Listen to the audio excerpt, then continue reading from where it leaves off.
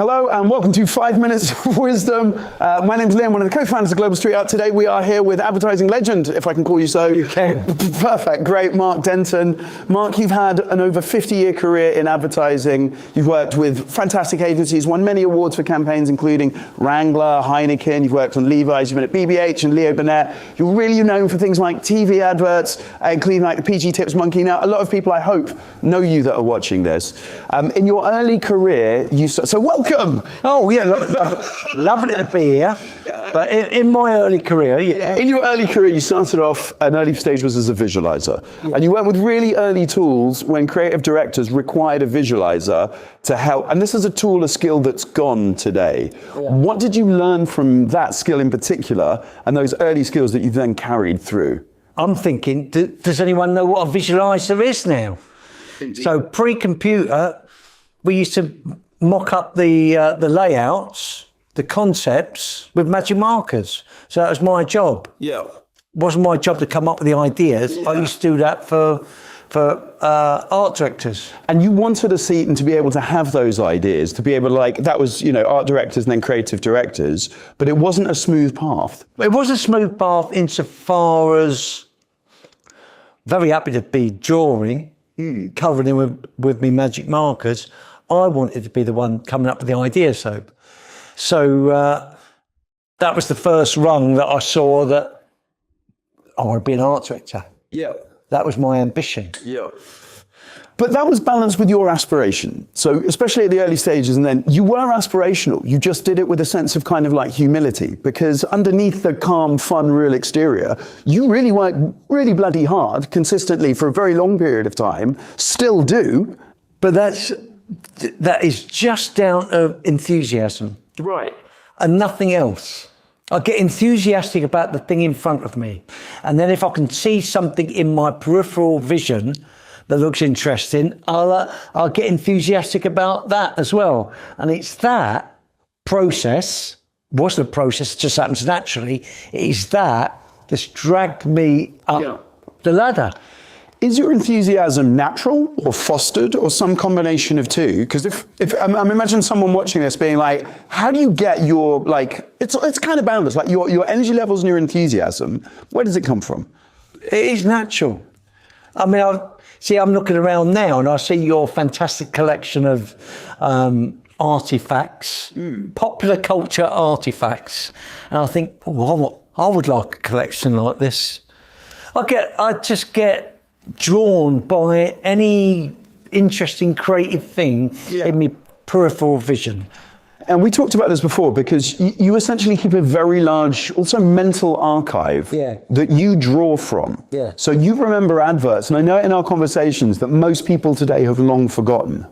Your reference material is really broad and rich, right? Yeah. And you've talked about it before, that actually that can be a challenge for, in the world today, the internet shows what's popular, but not necessarily what's great or important. So how important do you think that? Well, obviously, internet. Yeah. There's a lot. Isn't the internet great? There's a lot of stuff on it. Yeah. You should check it out. It's really good. Everything's accessible, even the old stuff. But because none of us have got a very long attention spans now. What's popular right now is the thing that we get presented with most. Yeah. And you have to go out of your way to think, oh, well, okay, Victorian illustration, engravings or whatever. I'll investigate those. Yeah. It's only your specialists, your mad specialists like you, who would have an interest in that stuff and do the kind of research you've done to get this fantastic collection that you've got. But there's gold in them Nar Hills. There's stuff that's been forgotten about. I'm never an advocate for going backwards. Yeah. We want to go forwards. But there are lessons and creative opportunities that have been forgotten about. You talk about that quite a bit, actually. It's the going out of your way, though. So a lot of people, especially when we're bombarded by things today, it takes enthusiasm, but like a lot of extra energy to go out of your way, be curious and learn. And you're quite generous with your time in that respect as well. how do you maintain that? And what do you mean by generosity in my time? With your time. So when younger creatives with portfolios or interesting people are like, they want a cup of tea, you talk about, you will say, look, I will take that cup of tea.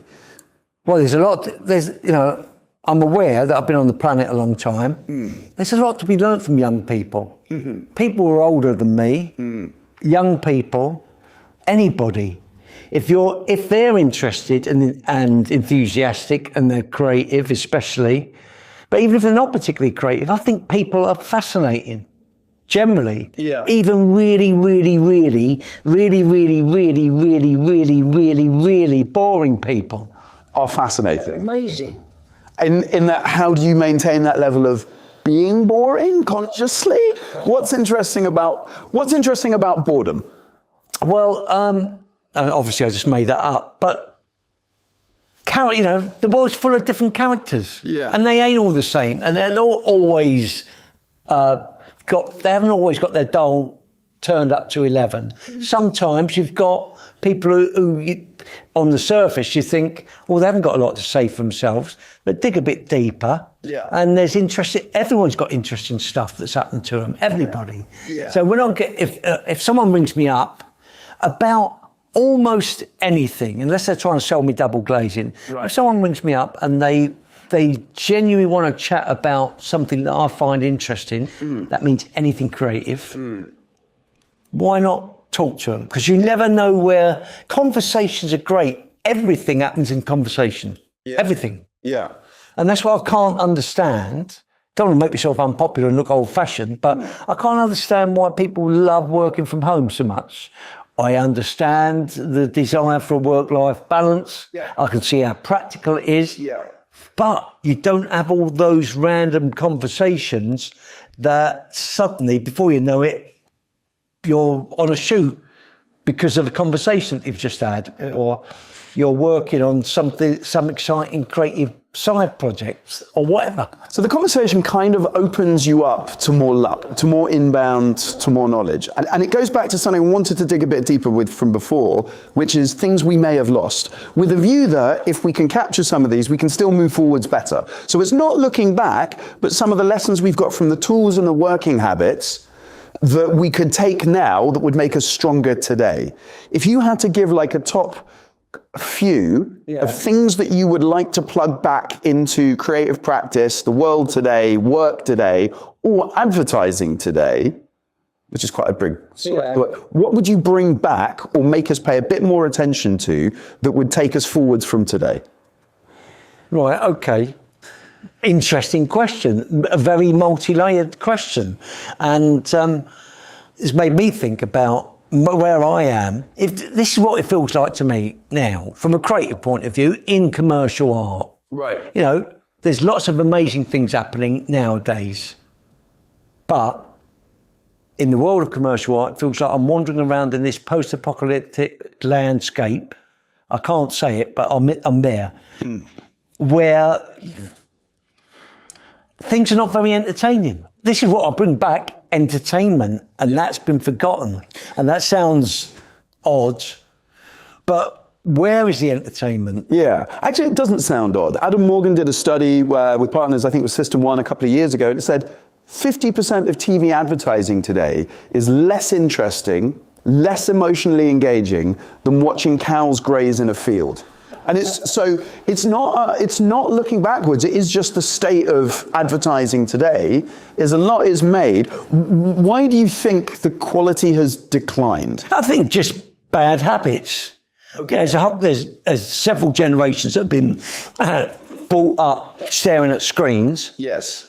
And they've forgotten what we were talking about earlier, the art of conversation, and just how exciting the real world is from an entertainment. But a good conversation, that's entertainment. Going out and interacting with people, dancing. It's entertainment in real life. Yeah. When we used to go down the pub, you'd have someone telling jokes. Where's that stuff? We've lost quite a lot of time. There's no more hours in the day than there ever used to be, and for as much time goes into the screen, we are going to lose direct conversation. So if I asked you a question on like what great habits look like for creativity, you've already part answered that. With some of that is getting out there, it's conversations, it's learning.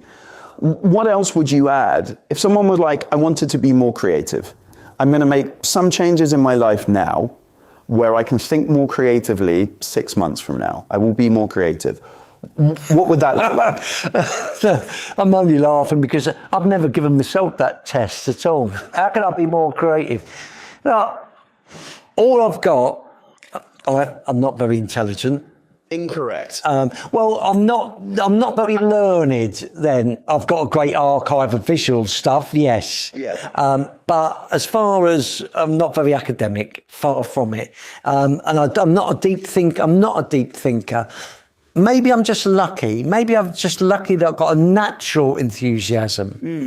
And if you can see, I really can get excited a bit with a crochet doily. Yeah, me too. I know you understand. Yeah, I do. You know, or the way I was thinking of crochet doilies as you mentioned. I remembered a really good one. I get excited about the most. Yeah. Okay. Boring stuff. So what that means you've got as a skill, one of the skills is your attention. What you pay, and you have great taste. And taste is partly taste is partly what you choose to pay attention to and what flicks your switch. And some of that is natural, but some of that, even if it's not so say conscious and deliberate, whether you like it or not, you've trained it over time. You've trained your taste because now you've also got an artistic practice and have for a long time. But now you're with the RSA, you've done the RA, I think actually, and the artworks that you've produced in recent years. Coming from a discipline of also poster design and advertising have been extremely popular. So you've created essentially viral images in the last X years, but from your training, partly as a visualizer has fed in as well. Was that an unexpected twist? Were you always producing like that, or? Never part of a plan. See, none of it has been part of a plan, apart from I had a job in commercial art, advertising. I wanted to be an art director. Being an art director at the time, and it doesn't mean this quite so much now, but being an art director at the time meant making stuff. And I like making things. I like coming up with ideas, and I like making them. Now, with my recent experience inside agencies as a senior citizen intern, I saw inside agencies after a 35-year absence. And I noticed that they're having more meetings talking about doing creative stuff rather than doing it. Yeah. So meetings seem to be very important now. And I like a chat, so I understand the concept of having a good old chat.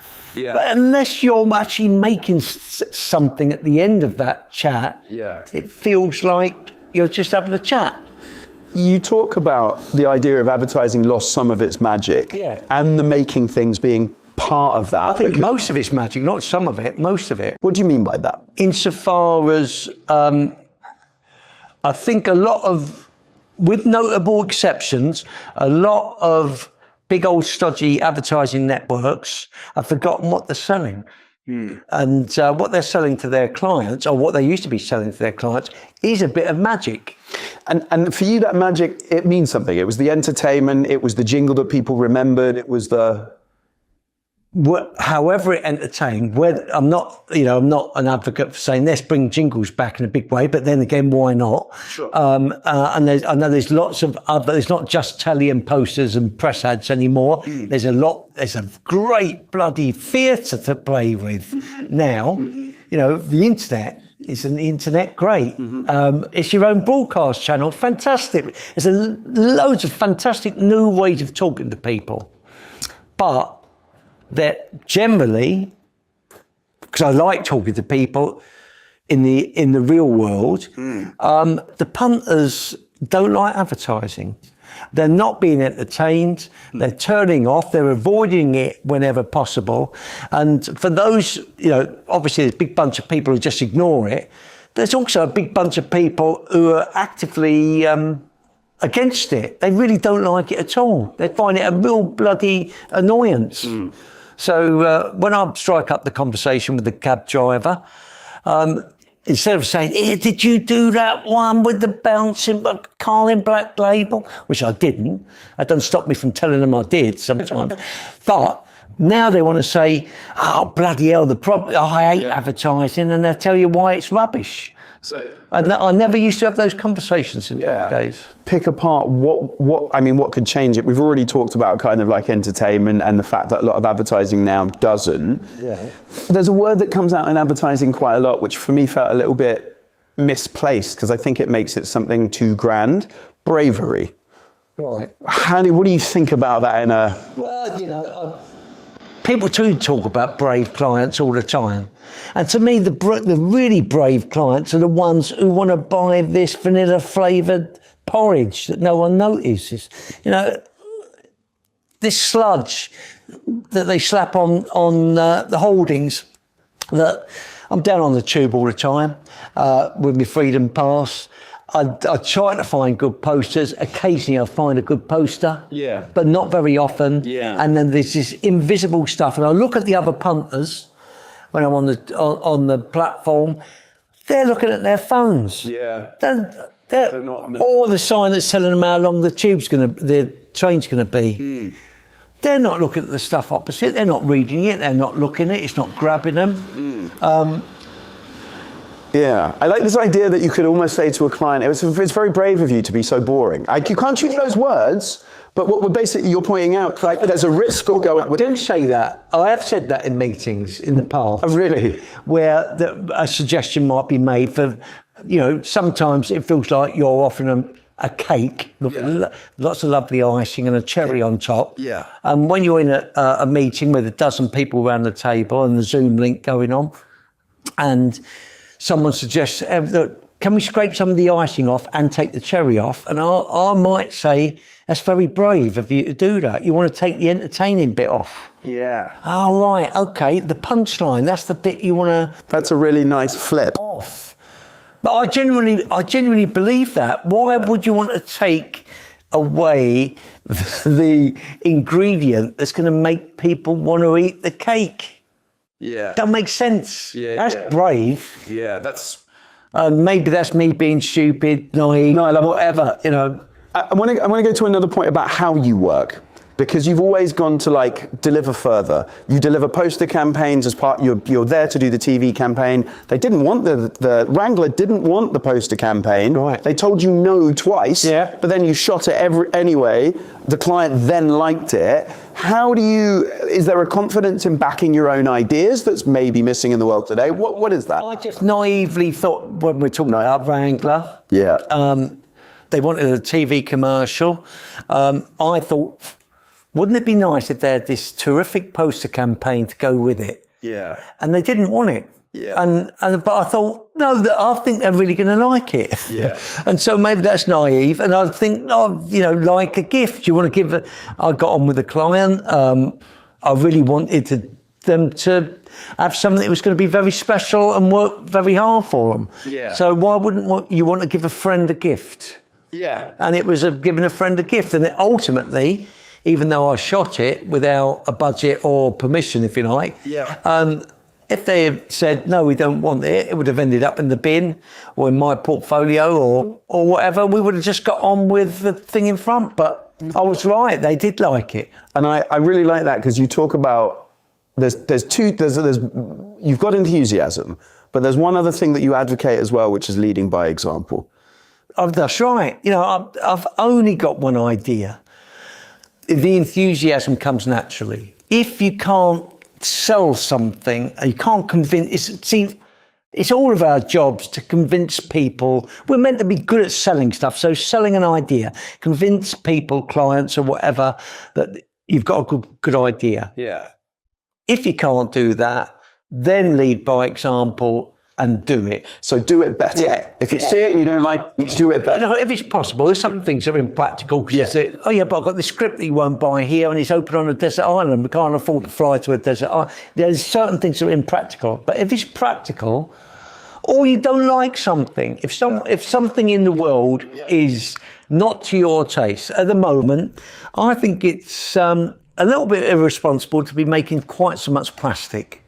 Yeah.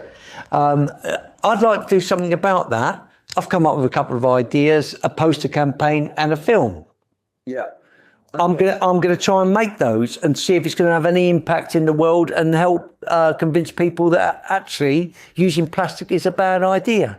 No one's asked me to do that. I just think that there's too much plastic in the world. I'm going to ask you a slight detour because about AI, how you're engaging with it, if you're using it for visualization. And the reason I'm asking is, in theory, you've got the great ideas, you want to lead by example. Yeah. You used to have to shoot on a desert island somewhere, but now you can spin something up in VO, etc. Is that your experience working with the tools? I'm using AI the same as everyone else. It'd be bloody daft not to. Of course. It's like the internet. Isn't AI great? Yeah. Astounding on one level, really quite soulless on another level. Absolutely. So I'm nothing but impressed with some of the things I've made with AI, and I see other people making AI. But there's this flip side to it that makes it absolutely, totally unimpressive at the same time, because we are in an age now where anything is possible. So therefore, nothing is impressive anymore. And I know I've said this a few times in the past, but I love that quote from The Incredibles where Syndrome, the bad guy, Syndrome says, "And when the world's super, no one will be." And that's what it feels like. Yeah. You know, everyone's got AI at their fingertips. So therefore, on one level, nothing's impressive. So because I do like running in the opposite way to convention sometimes. Yeah. I'm trying to do things more analog. Right. And I'm making more naive things. I'm more likely to make something out of cardboard and sellotape now than realise something with AI. There's a few parts where I can take that one, but I think your use of naivety as a tool, or almost like a shield that allows you to do things. We're going to be out of time. This is why you should never set your watch. So your use of naivety as a tool, I think, also fits with your zig when everyone zags. You've always gone for the new thing. The enthusiasm opens you to seeing different things. But part of your formula is doing the new thing because it then gets boring if you do the other thing, which seems to be why you've embraced AI. You've embraced AI, you're using it as well. No, it accelerates it accelerates the process, if you like. Yeah. I get to the finish point faster by strapping on the AI go faster stripes early on. Yeah. But at the arse end, I'm more likely to get the sellotape out. Yeah, right. What does that mean? Well, insofar as I'll use some very naive analog way of realising something. Yeah. Rather than just finishing with the AI film. Yeah. Etc.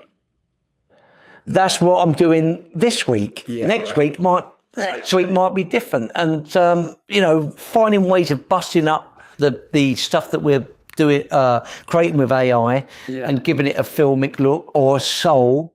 That's the main problem with it at the moment for me.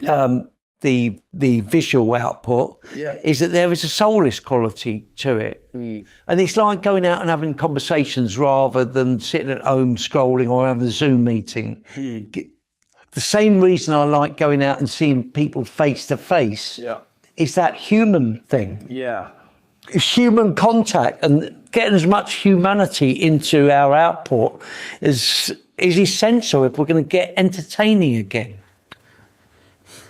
Mark, that's fantastic. We've covered everything from naivety, the value of making stuff, producing things with soul, and quite like a human approach to entertainment and the value of it. Yeah, it's great. That's the first minute. That was 5 minutes. Yeah. Mark, amazing. Thank you so much. 5 minutes wisdom. My pleasure.